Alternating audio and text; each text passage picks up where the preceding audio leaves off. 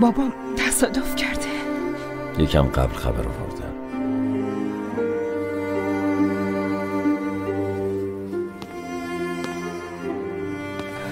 بابا مرده. نگران نباش، اون زنده است، چیز مهمی هم نیست. خدا رو شکر. گفتم پلیسگر آماده کنم که بری باباتو ببینی. اگه چیزی لازم داشتی خبر بده. ظاهر رسیدگی میکنه. ممنون سرورم.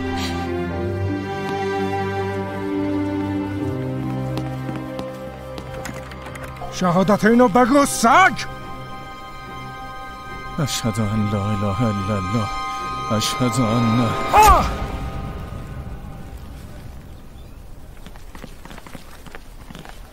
موسی.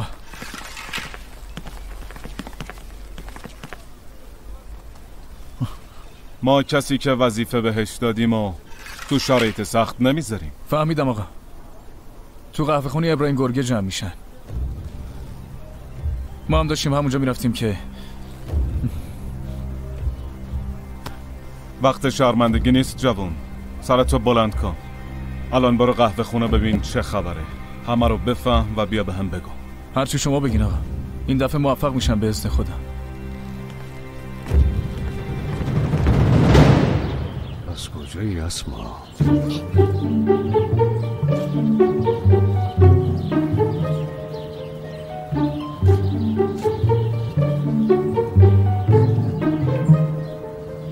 خدای من قلبم داره از جاش کنده میشه. چه کار سختیه. گلفه جان از صبح داریم دور خودمون میچرخیم. به خدا الان داد میزنم ها. برو باش حرف بزن دیگه. حق با توی، راست میگی، ولی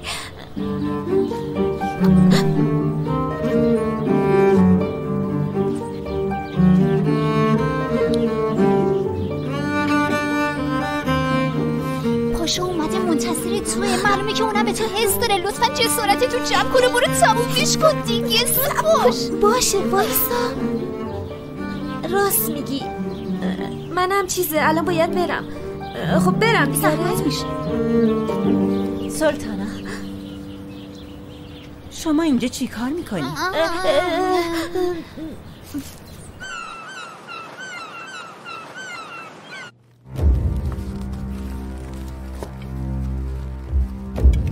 سلام علیکم آقایون. علیکم سلام برادر.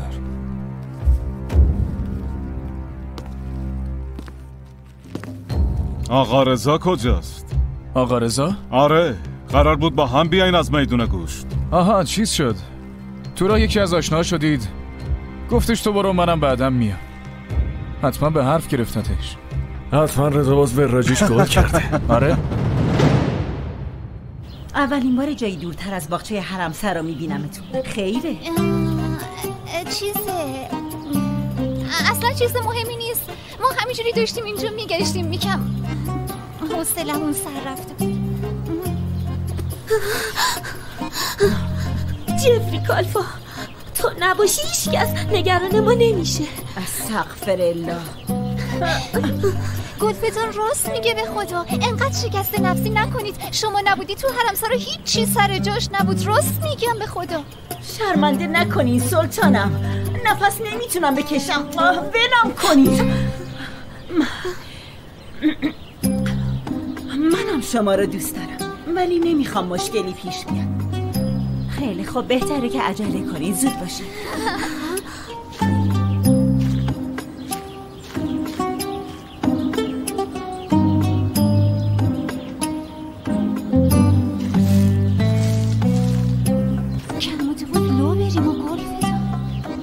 بنده خدا انقدر منتظر تو وایستاد به درخت چنار تبدیل شد. برو زود باش حرف بزن دیگه.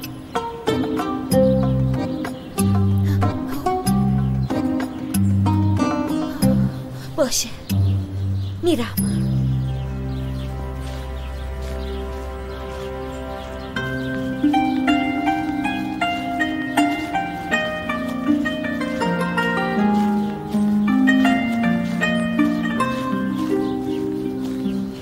نمیک پاشا. سلطانم روز خوش.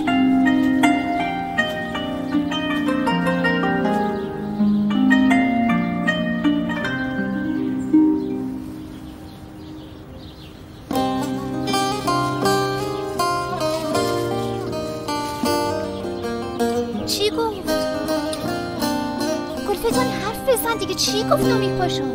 هر روز که میگذره بیشتر به مون فشار میارم. تا کی بایستی منتظر بمونیم ها؟ واقعا تا کی؟ باید قدرت ذهنشتری رو نشونشو بدیم. همه فکر و ذکرشون یکیه واسه شورش کردن. منتظر چی هستین آقایون؟ شورش به پا میشه قطعاً. از آقا رشاد شنیدم ارباب‌های وفادار به ینیچری با هم یکی شدن. دیگه از فردا مشورت میکنن. منظورم اینه که آماده باشین. بالاخره نتیجه مشورت مشخص میشه. شورش به پا میشه. تک تک میریم دم در کاخ. حساب ظلمی که به ینیچری شده دونه دونه پس میگیریم. زنده باد، زنده باد، زنده باد، زنده باد، زنده باد، زنده باد.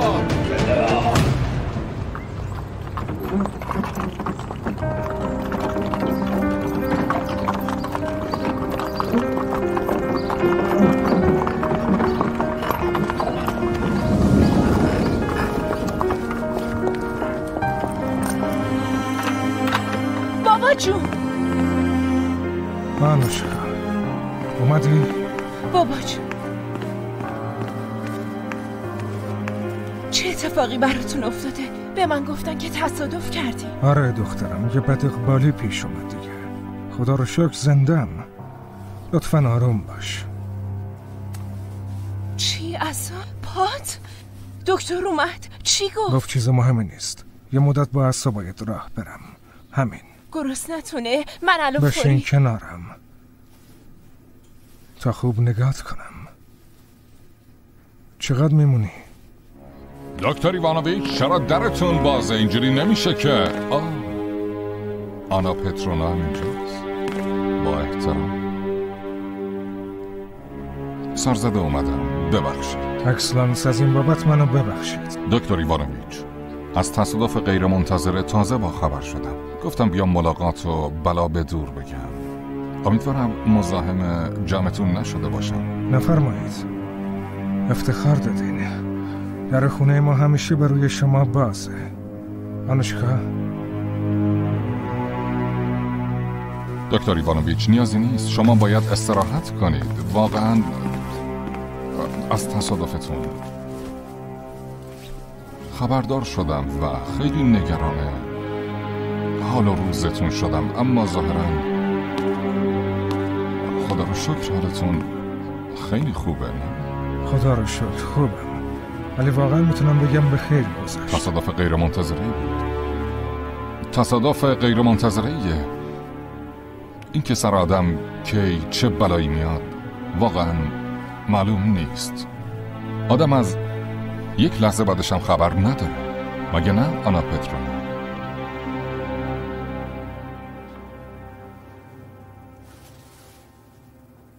هرچی فکر میکنم سر از این کار در نمیارم. نامیک پاشا چرا اینطوری رفتار کرد؟ این دفعه منم فکرم به جای قد نمیده. نکنه واسه این بود که دیر کردم. خواست بگه اون همه منتظرم گذاشتی، منم انگار تو رو نمیشناسم اصلا. نه فکر نکنم. یعنی اگه یکی اینقدر منتظرم بذاره معلومه خیلی عصبانی میشم، ولی میرم ازش میپرسم. خب پس چرا اینطوری رفتار کرد؟ نه اینجوری نمیشه. ما باید بریم اینو از یکی بپرسیم. از آنا بپرسی؟ نه بابا، از عمه، اسما سلطان. به نظرت کمکمون میکنه؟ عصبانی نشه از دستمون. نه عزیزم، میدونی که ما رو دوست داره. هم استانبول خوب میشناسه، هم نامیک پاشا رو خیلی خوب میشناسه. قطعا یه راه چاره نشونمون میده. مگه چی از دست میدی؟ راست میگی. تو این کار فقط اسما سلطان میتونه کمکمون کنه. آره.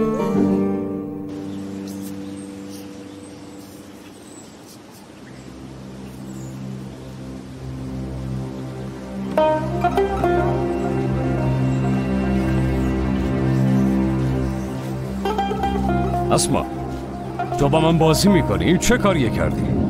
فعلا کافی. چشم سلطانم، هر وقت خواستین صدام کنی.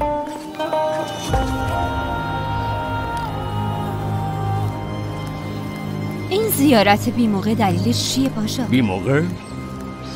اون وقت کاری که تو کردی چیه؟ هم نامه نوشتی و قرار گذاشتی منو ببینی، هم منتظر میذاری و نمیای. چه نامه ای؟ چه قراری؟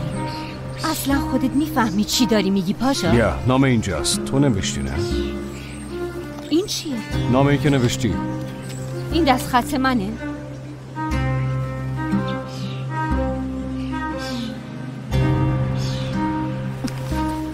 کیه این زن؟ کدوم زن؟ واقعا تو ننوشتی؟ معلومه که من ننوشتم. چه زود از خطم و یادت رفته نامیک پاشا. زود باش بگو این زن کیه؟ پس یعنی اطرافم یه خاطرخواه دیگه هم داره. عجیبه. ببین من کنجکاو شدم ببینم این زنه کیه. هدف تو چیه پاشا؟ با خوندن این نامه جلب توجه کنی؟ خیلی بچگانه است. برای جلب توجه نیاز به چیزی ندارم اسما. همین جوریش هم توجهت به من هست. همه اینو یه معنی بیشتر نداره.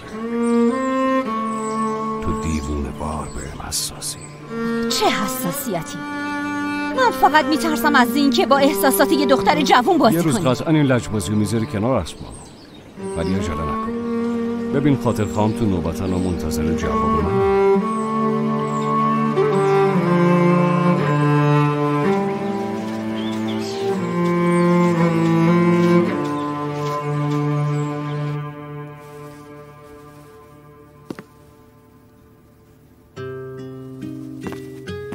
اگه یه بار دیگه بلایی سر پدرم بیاری. آنا پترونا، نقشامونو فراموش نکنیم. من تهدید میکنم و شما وظیفتونو انجام میدین و برای فرار کردن از نتیجه های بد انجامش میدین. صبر کنید. هر کاری که داریم میگین و انجام میدم. دیگه چی میخواین ازم؟ چی کار میتونم بکنم؟ آنا پترونا، میخوام به 3 قانون پایبند باشید. اینکه مراقب باشید و دیگه هیچ وقت به من دروغ نگید، مخصوصا چیزی به پادشاه نگید. فقط این 3 قانون ساده تضمینی سلامتی پدرتونه. متوجه عرایزم شدی؟ از شما متنفرم. هر جور دوست دارید. چیزی که مهمه کاره. حالا گوش کنید. امشب برمیگردید به قصر. کشتی‌ای که از استانبول به مورا میره رو زیر نظر بگیرید که به کدوم اسکله میره. اسمشو توی کاغذ بنویسید و بعد توی باغچه قصر پیش یه چاه زیر یه سنگ میذارید. عقلتون رو از دست دادی؟ چنین چیزی رو چطوری باید بفهمم؟ کی اینو به من میگه؟ نمیدونم. برید از یکی بپرسید دیگه. آنا پترونا، امیدوارم که جدی بودنمو به خوبی نشون داده باشم. میدونید که ممکنه دوباره این تصادفات غیر منتظره اتفاق بیفته. یا دیدین پدرتون دیگه جون سالم به در نبرد.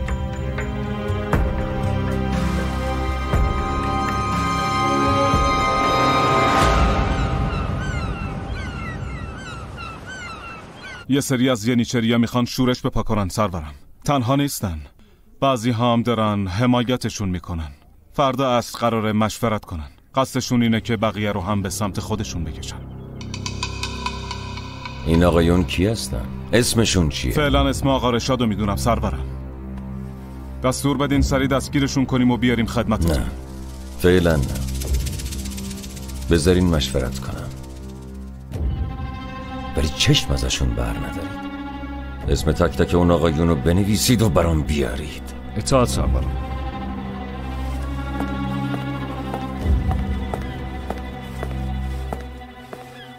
به هیچ وجه تحمل اشتباهو ندارم نامیک باشم. بهونه هم نمیخوام. اینو خوب تو مختون فرو کنید. شما اصلا نگران نباشید سرورم.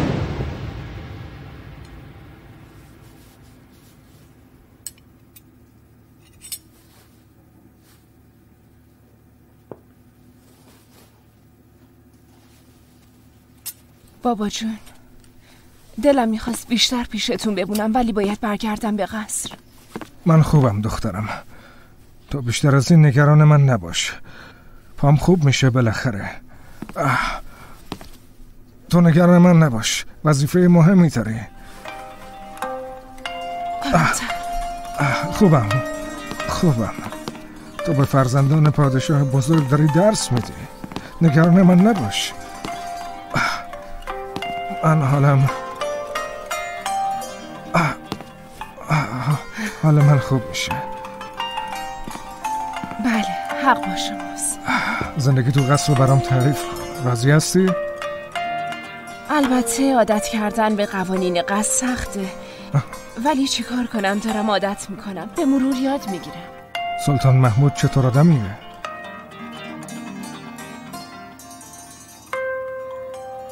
برم نوشیدنی بیارم.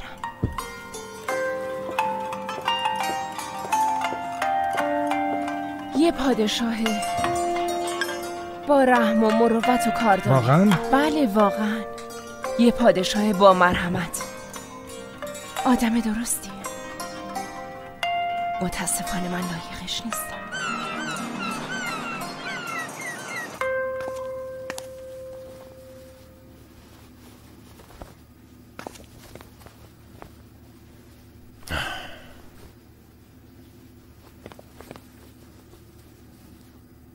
سرورم، وظیفه من نیست ولی عرضی دارم. میدونم از دست آنا خانم عصبانی هستین، اونو پیشتون صدا نمی کنین، ولی معلم های اشرافی قصر میخواند دست این داستان سوء استفاده کنن و فکر میکنن روی شما تأثیر گذاشتن و پررو شدن، چون فکر میکنن خودشون باعث شدن که خانم معلم دیگه درس نده.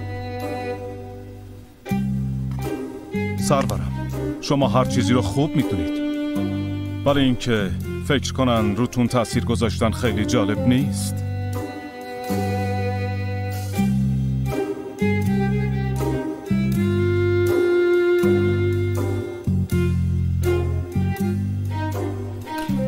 حق با تو ظاهر. وقتی آنا خانم برگشت باید به فکر چاره باشیم. آنا خانم تو قصرن سرورم. چه زور؟ باباشون حالشون خوب بوده، گفته بچه ها از درس عقب نیفتن، زود برگشته. به خاطر بچه ها.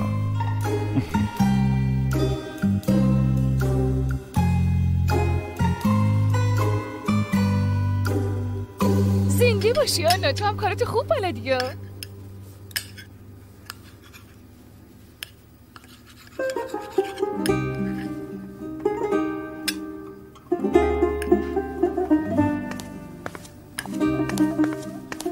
آنا تو چت شده؟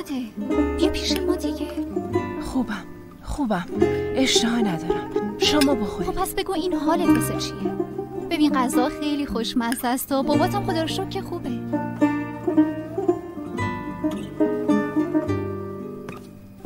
کبوتر خیره دوباره، پادشاه صدات میکنه، سریعتر حاضر شو برو خدمتش.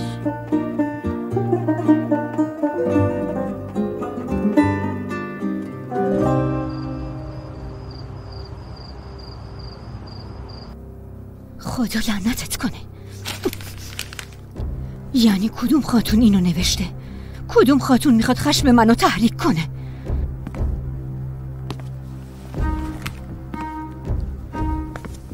چی از من قایم میکنی؟ هیچی والدم. حتما همینطوره. تو رو با نامیک پاشا دیدم تو باغچه. واسه چی اومده بود؟ چیز مهمی نیست. اسما، چیزی نمونده به تخت بشینی ولی همچنان تو فکر نامیک پاشایی. چرا؟ تنها فکر من حکمران شدنه. در ضمن هر کس رو بخوام میبینم، با هر کس بخوام حرف میزنم و به هیچ کس هم حساب پس نمیدم، مخصوصا به تو. معذرت میخوام اسما، ولی به عنوان مادرت تو رو آگاه کردن وظیفه منه. نامیک پاشا فکر تو رو بی خودی درگیر میکنه. میدونم که از شنیدن حرفای من خوشت نمیاد، اما یه روزی میاد که از من تشکر میکنی.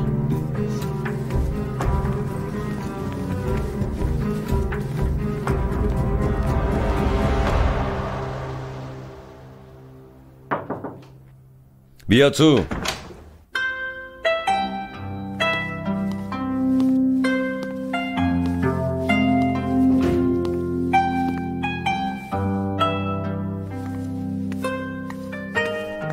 سرورم، منو صدا کردین.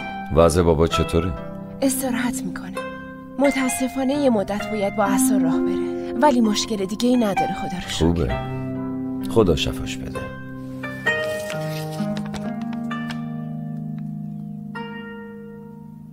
با اجازتون من برم؟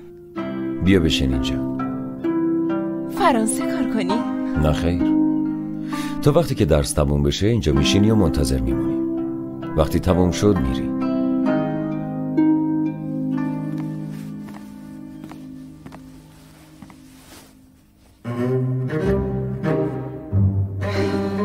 سرورم، یعنی اینجا همینجوری قراره بشینی؟ بله. خب چرا؟ به خاطر مشکلاتی که برام درست کردی. همه دارن پشت سرم حرف میزنن. پادشاه به خاطر ما معلمو دیگه صدا نمیکنه. فقط برای اینکه فکر نکنن تحت تاثیر حرفای اونا قرار گرفتم صدات کردم. تا وقتی درس تموم بشه اینجا ساکت میشینی و منتظر میمونی. بعدش هم میری. خب سرورم،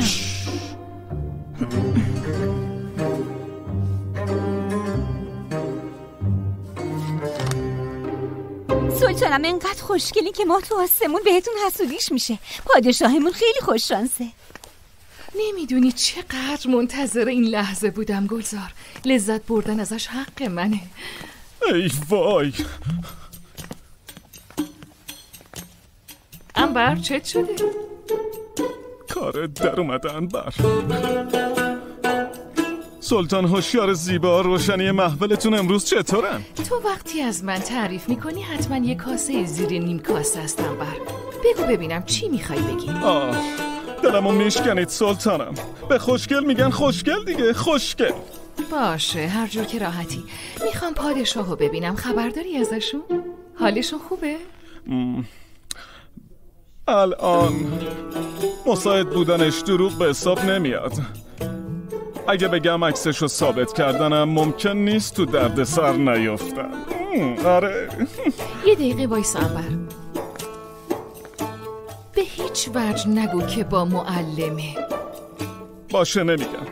من بعد از این دیگه حرف نمیزنم اصلا.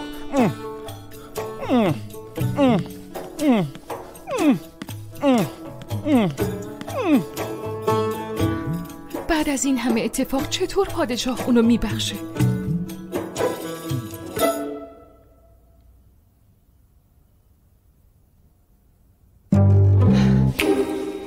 من نمیتونم اینجوری نشستن و تحمل کنم. بارها ازتون معذرت خواهی کردم، خواهش کردم، اصلا اهمیت ندادین، ولی به خاطر حرف دیگران من الکی آوردین اینجا. باعث همه اینا تو یا نه؟ سرورم، پشیمونیم و ناراحتیم و چند بار دیگه باید خدمتتون عرض کنم. بیشتر از این چی کار میتونم بکنم؟ نمیخواد. وقت کلاست که رسید بعدش میتونی بری.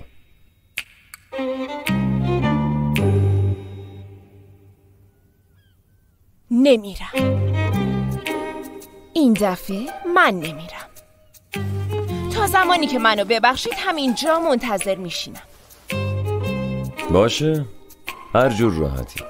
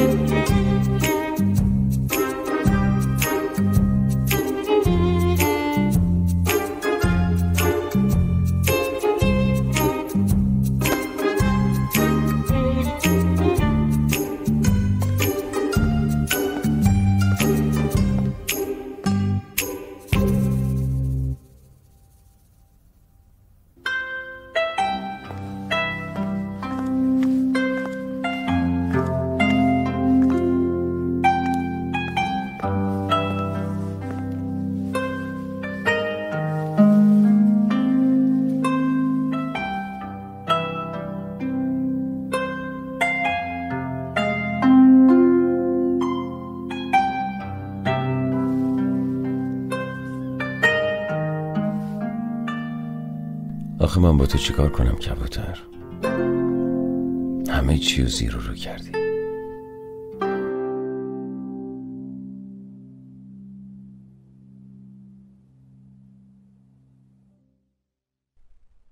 من تو همه عمرم زن به این کل شقی و جسارت ندیدم. واسه اینکه نبخشیدمش از روی مبل بلند نشد. بعدم همونجا خوابش برد. مظهر بخشش شما شدن کار ساده‌ای نیست سرورم.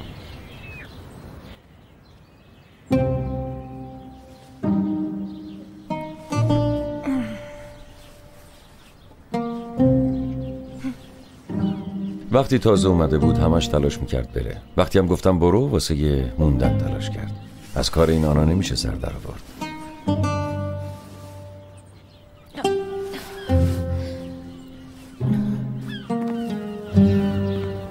نخند نامیک. رفتارش من عصبی میکنه، ولی وقتی دیدم مثل فرشته را خوابیده دلم نیومد دیگه بیدارش کنم. میدونم که توی قلبش ذره‌ای هم بدی نیست، ولی این کله شقیش منو دیوونم میکنه. خب میبخشی بهش؟ چاره دیگه هم دارم. سرورم، راستی قاصد امروز به قصد رسید. کشیایی که فرستادیم مراد تو راهن، فکر کنم به زودی به لنگرگاه میرسن. نصرت پاشا میره استقبال کشتی ها همونطور که حرف زدیم. خوبه. به نصرت پاشا اعتماد کامل دارم. وظیفه‌شو خیلی خوب انجام میده. خدا یارش باشه. سرورم، اینجا خوابم برده بود، ببخشید لطفا. خوابم هم خیلی سنگینه، برای همین به سختی بیدار شدم. مهم نیست، ما به رفتارهای عجیبت عادت کردیم. میتونی بری. اطاعت میشه. در ضمن میتونی برگردی اتاقت. همینقدر تنبیه کافیته. یعنی منو بخشیدین دیگه، درسته؟ حالا به اون بعدم فکر میکنم.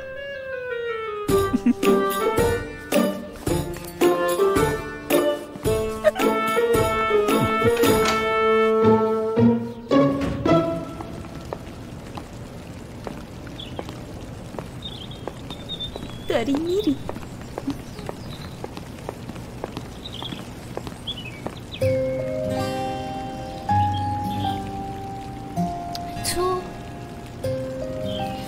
تو اینجا چی کار میکنی آخه؟ دستور پادشاهه.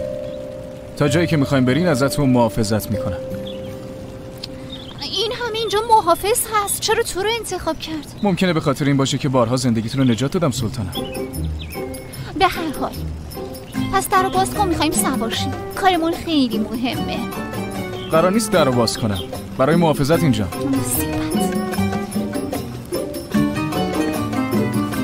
جوان مرد میگفتی، پس این بود ها؟ این چه حرفی؟ از چیش تعریف کردن؟ خیلی هم خوشتی. میشنوه پس کن حرف زدن. برو سوار شو، برو.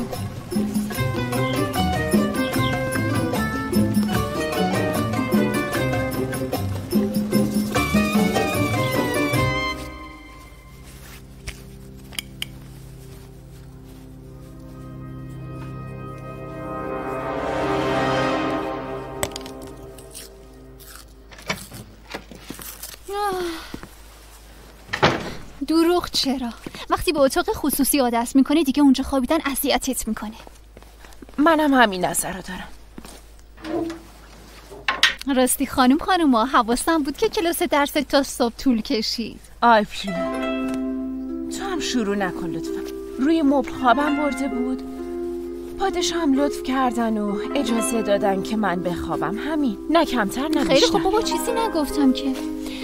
مهم اینه که پادشاه تو رو بخشید، این مهمه.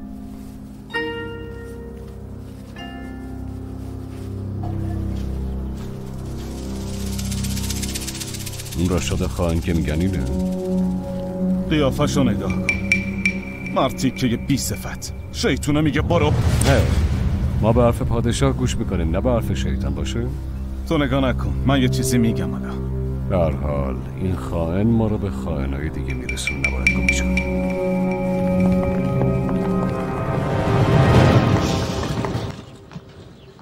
وسط این همه کار فقط اینا رو کم داشتیم. واسه چی اومدن؟ صبور باش، میفهمی. چطوری؟ خوبم، خوش اومدی ساله. آه گلفدان، تو چقدر بزرگ شدی، چقدر خوشگل شدی. ممنونم عمه جان. دعا میکنم به جون شما. بفرمایید بریم داخل. محافظ، کیفم توی کالسکه جامونت برام بیارش. سلطان کیفشو میخواد، نشنیدی؟ منتظر چی هستی؟ زود باش، عجله کن.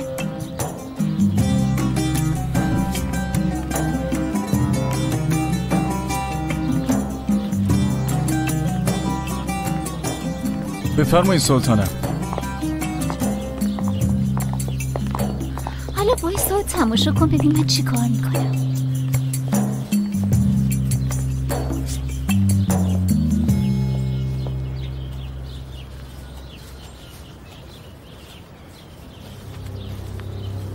این داره اونجا چی کار میکنه؟ والدم، کبوترها مادر دارن. دارن شاهزادم، همه جانداران مادر دارن. گلزار، تو به عبدالحمید برس، من کار دارم. به روی چشم.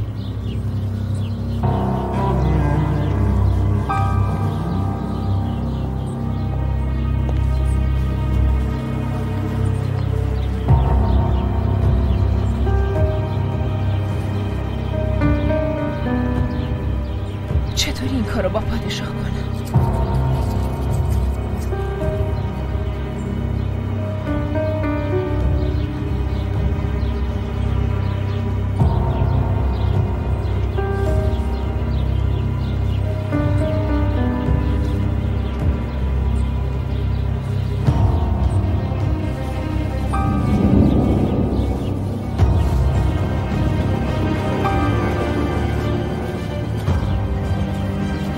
یعنی داره چی کار میکنه؟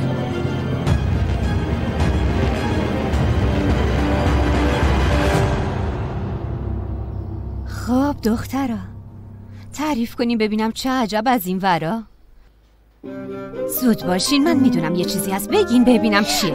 من نمیتونم صبر کنم بهتون میگم. عمه جان، گلفدان معاشق یکی شده. چه خبر خوبی. چرا خجالت میکشی؟ دیگه تقریبا وقتشه. خب کیه این آدم خوش شانس؟ بگو ببینم. حقیقتش اما اسما میشناسینش؟ پس من میشناسمش، دیگه کنجکاو شدم. اسم و رسمش چیه؟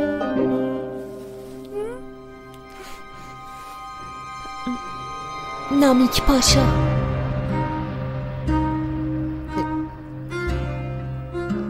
نامیک پاشا؟ بله. انتخاب خیلی مناسبیه گلفدان. من که فکر میکنم به هم دیگه خیلی میاین. مگه نه اسما؟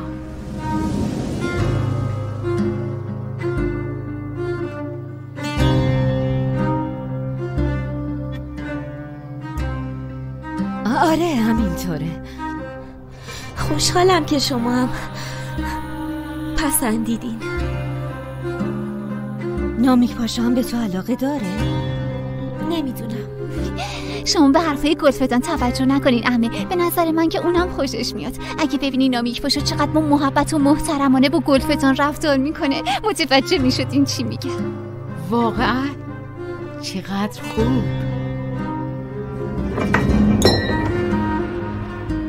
عمه جان خوبی؟ خوبم. تو باید خوب باشی اسما. برادرزادت عاشق شده. وظیفه تو هم اینه که کمک کنی به هم برسن. خب عمه، صحبت میکنیم با پادشاه؟ تو یه موقعیت مناسب حتما صحبت میکنم گلفدان. دیدی بهت گفتم این کارو فقط اسم سلطان میتونه درست کنه. خیلی ممنونم عمه جان. ولی این باید بین خودمون بمونه. به هیچ کس نباید بگی باشه؟ اول میخوام با پادشاه صحبت کنم. نگران نباشین، به هیچ کس نمیگم.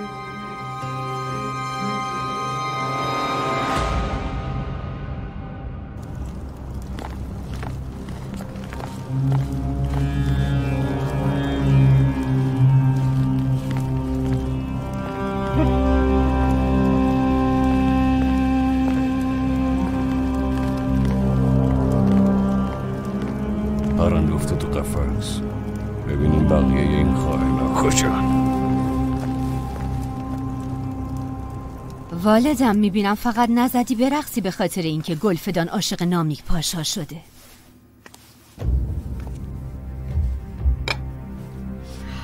والا چرا دروغ بگم، خیلی خوشحال شدم. در حالی که تو فکر درگیر اونه، فکر اون درگیر کیا شده. با گوشای خودت شنیدی؟ شنیدم والدم، شنیدم. به این موضوع خودم رسیدگی میکنم، ولی نه امشب. امشب شب خیلی مهمیه. آقایون گرد همایی شروع کردن.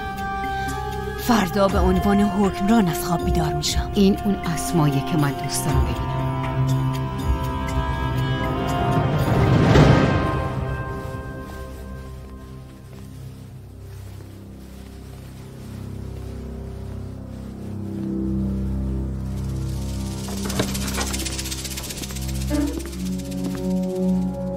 بگو زهیر، از نامیک پاشا و موسی خبری هست؟ نه سرورم.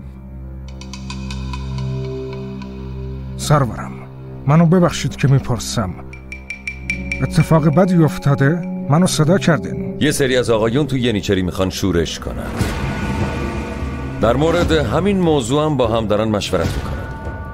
اشکالی نداره مشورت کنن. به زودی همشون رو شناسایی میکنیم.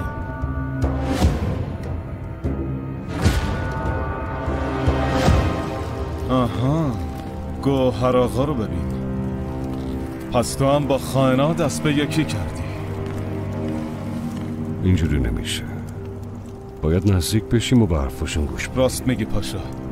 باید بریم اون پشت. بریم ببینیم.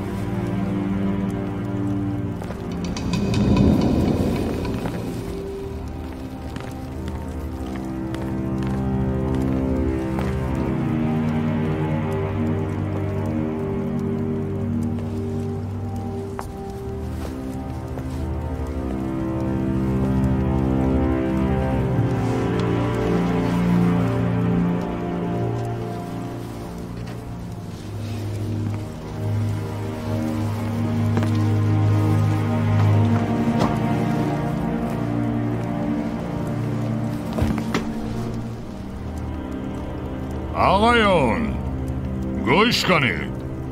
روشنه که همگی هم فکریم. نفرات هم مشخصم. فردا نزدیک صبح ینیچری تو میدون گوشت جمع میشه. کار به استخون رسید دیگه. فردا وقتی آفتاب بزنه شورش به پا میشه. اگه مقاومت کنه محمود دیگه نه فقط تختش و کلش هم از دست میده.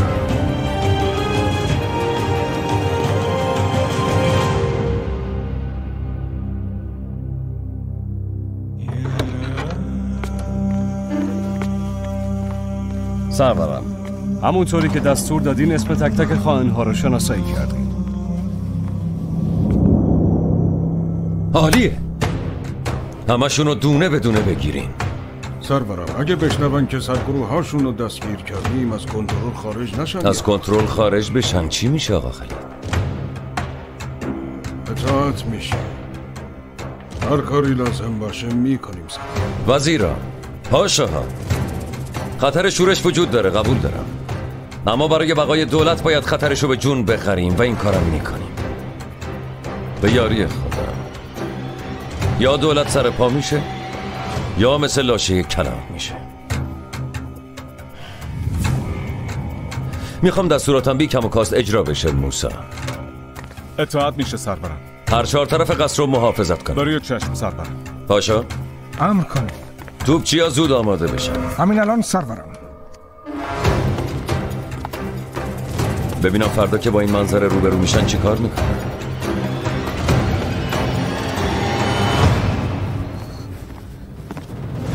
از آقا خالد خبری نشد؟ نه متاسفانه سلطان. کجایی آقا خالد؟ تو همچین شبی چطور میتونی به من خبری ندی؟ آروم باش اسما. تیر از کمون در اومده دیگه. فردا تحت هر شرایطی به تخت میشینی. نیازی نیست نگران باشی.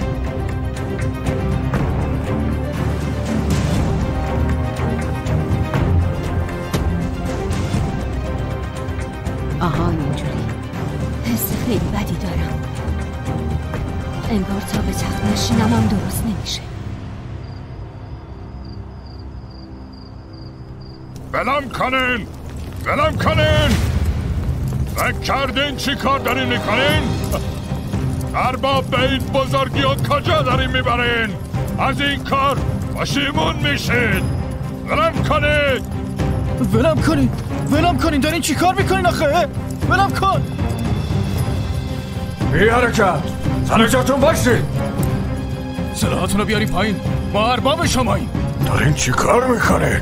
گفتم ما ارباب شماییم. ما ارباب شماییم. از خودتون دفاع کنید. برید کنار. میشنوید؟ باید حساب پس بده. میشنوید؟ پادشاه حساب اینو باید پس بده.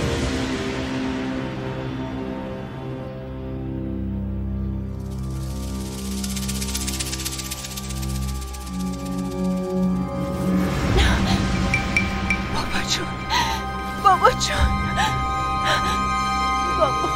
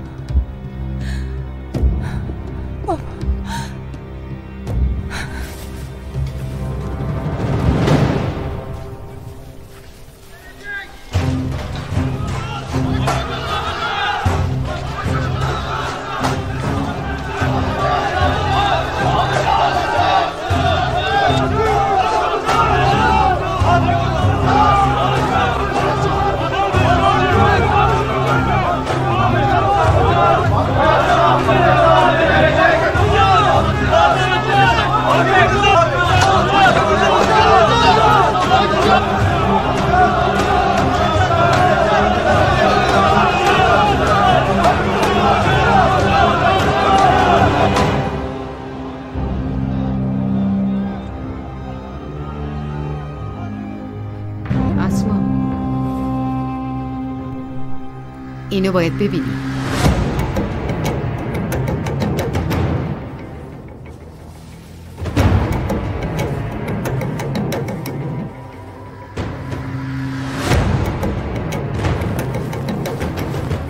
آماده ای چیزی که ازمون گرفتنی هستیم؟ هیچ وقت انقدر مشتاق نبودم.